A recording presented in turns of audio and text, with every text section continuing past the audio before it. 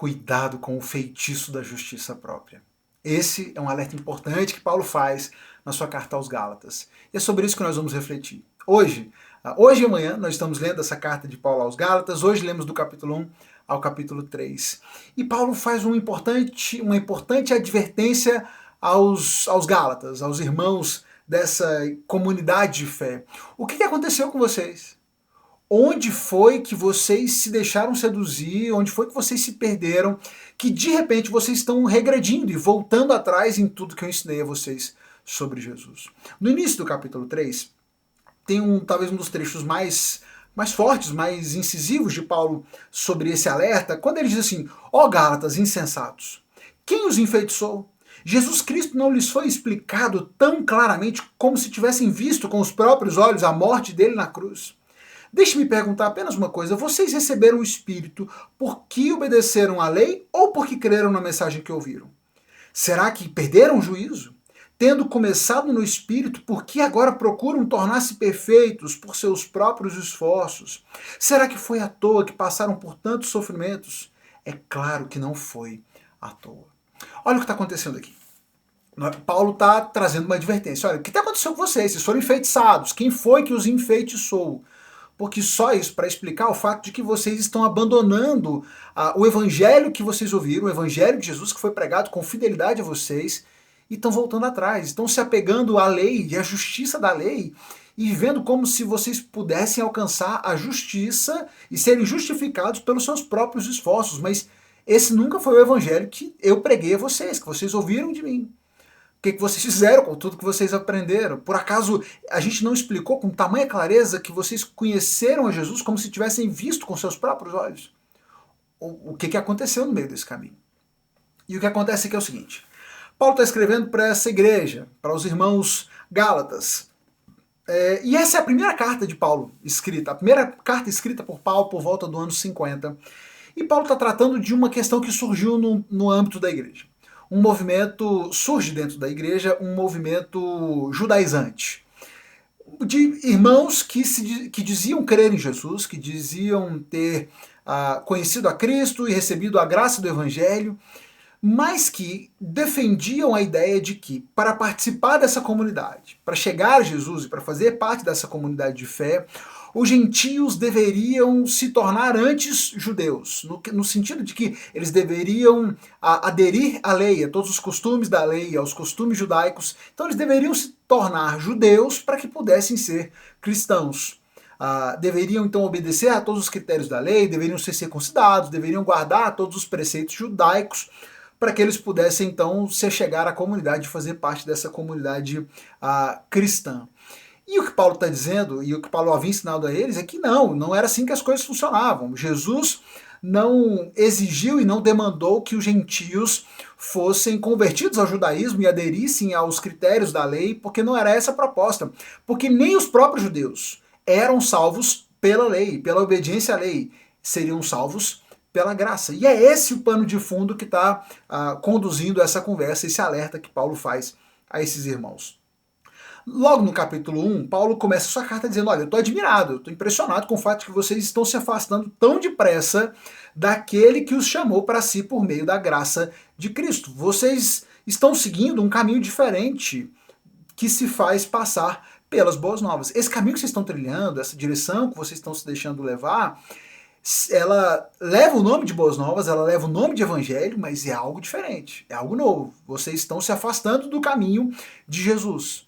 Isso pode até levar o nome de evangelho, mas não é o evangelho que foi pregado a vocês. E se qualquer pessoa, ainda que fosse um anjo, apareça a vocês pregando um evangelho diferente das boas novas que vocês ouviram de nós, diferente daquilo que vocês foram ensinados sobre Jesus, que seja amaldiçoado. Então, muito cuidado para que você não se deixe seduzir, enfeitiçar por alguém que venha com um evangelho diferente, falando em nome de Jesus, mas pregando algo diferente daquilo que de fato Jesus veio fazer e veio nos ensinar.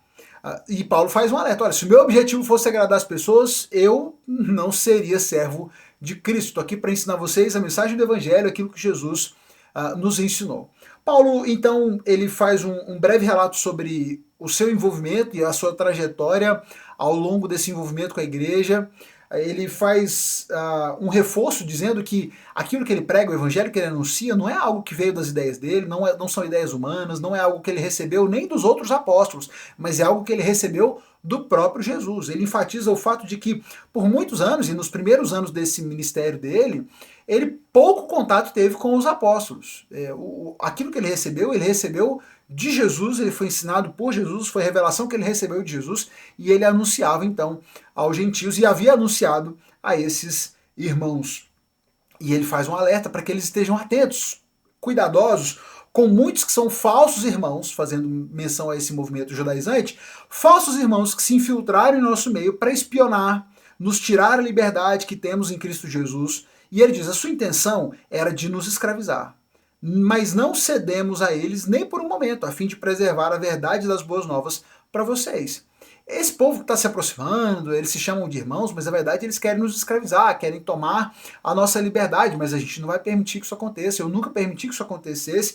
Inclusive teve um episódio que eu tive que repreender o próprio Pedro, que ele vai mencionar mais à frente no capítulo 2, porque Pedro, quando estava conosco, com os gentios, ele estava sentado com todo mundo à mesa, conversava com todo mundo, mas quando chegaram alguns amigos de Tiago, que vieram de Jerusalém, de repente Pedro começou a se afastar e começou a se portar diferente porque estava diante daqueles que insistiam na circuncisão dos gentios. E o próprio Pedro passou a tratar os gentios de outra forma quando ele achou que pudesse estar sendo observado. E Paulo foi forte em repreender Pedro por causa dessa sua postura. Então, o que Paulo está dizendo aqui é, cuidado. Esses que estão se chegando, estão se dizendo irmãos, na verdade, eles estão tentando desviar o foco de vocês daquilo que de fato importa, que é Jesus, a graça de Jesus e o fato de que a nossa salvação não vem pela obediência à lei, mas a nossa salvação vem pela fé em Jesus Cristo, vem pelo cumprimento da promessa, que é quem? Jesus. A graça de Deus não é algo sem sentido, é o que Paulo vai dizer. Não considero a graça de Deus algo sem sentido, pois se a obediência à lei nos tornasse justos diante de Deus, não haveria necessidade alguma de Cristo morrer. Se meramente obedecer à lei fosse nos justificar, não precisaríamos da graça, não precisaríamos de Jesus. Jesus não precisaria ter morrido se o critério fosse apenas obedecer à lei. Então estejam atentos, cuidado, não se deixem enfeitiçar por isso. E eu fiquei pensando, me vejo pensando sobre essas questões.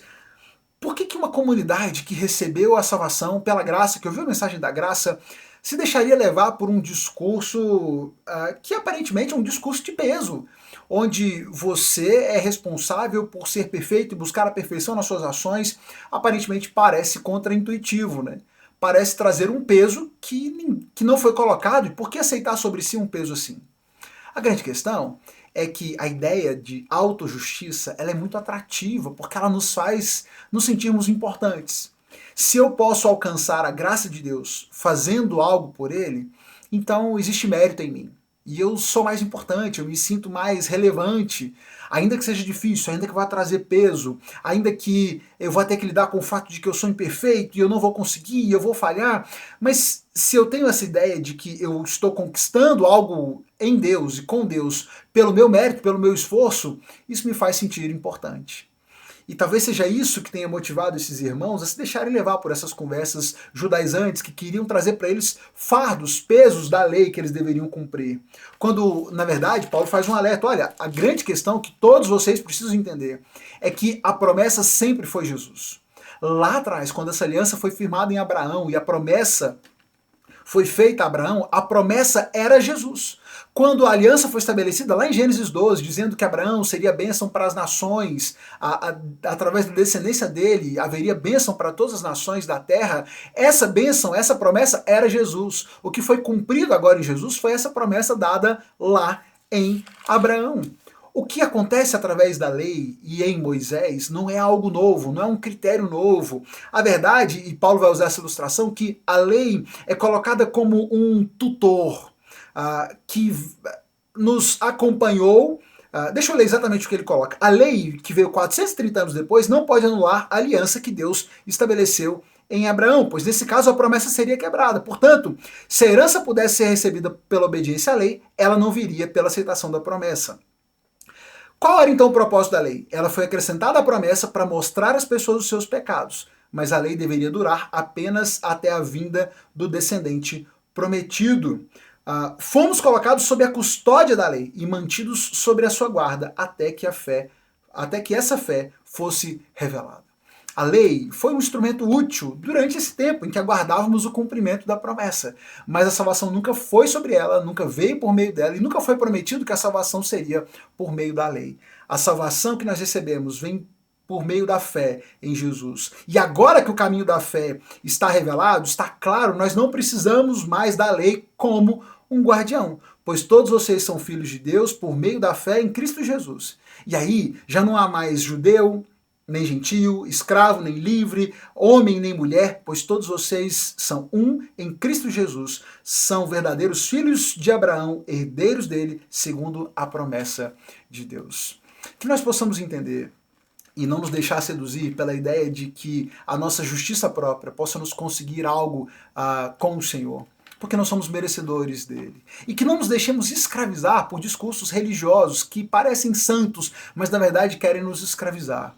Não se esqueça, Jesus é a nossa grande promessa, Ele é a nossa salvação, e que não nos submetamos a nada além da graça de Jesus, e que sim, sejamos obedientes, vivamos em obediência, mas como resultado da fé, e não como um critério para alcançar a salvação. Essa é a grande virada de chave que o Evangelho precisa fazer nas nossas vidas. Você precisa entender que aquilo que você faz, a sua obediência, as suas boas ações, a sua generosidade, ela é fruto desse reconhecimento da graça de Jesus, daquilo que Jesus já fez por você, e não algo que você faz para alcançar a graça do Senhor. E pensar qualquer coisa diferente é abandonar a revelação que nos foi dada em Jesus. E é por isso que Paulo está tão indignado. Olha, vocês estão trocando a ação do Espírito pela obediência à lei, vocês estão regredindo, vocês estão voltando atrás. Que loucuras! Quem foi que enfeitiçou vocês? Que você e eu não cedamos à tentação, ao feitiço que essa justiça própria às vezes representa nas nossas vidas. Não se deixe levar, não se deixe seduzir por essas ideias. Lembremos sempre da graça do nosso Senhor Jesus, da importância dela, e que é em Jesus que a promessa da vida nos é concedida. E nós alcançamos essa promessa pela fé, não pelas nossas ações. Que Deus abençoe você, a sua família. Compartilhe essa reflexão com alguém que precisa entender também que é pela fé que será salvo, é a fé em Jesus que nos concede a salvação. Vamos juntos amanhã concluir a leitura da carta aos Gálatas e concluir a nossa reflexão junto com aquilo que ele escreve para esses irmãos. Te encontro aqui amanhã para mais uma reflexão. Deus te abençoe.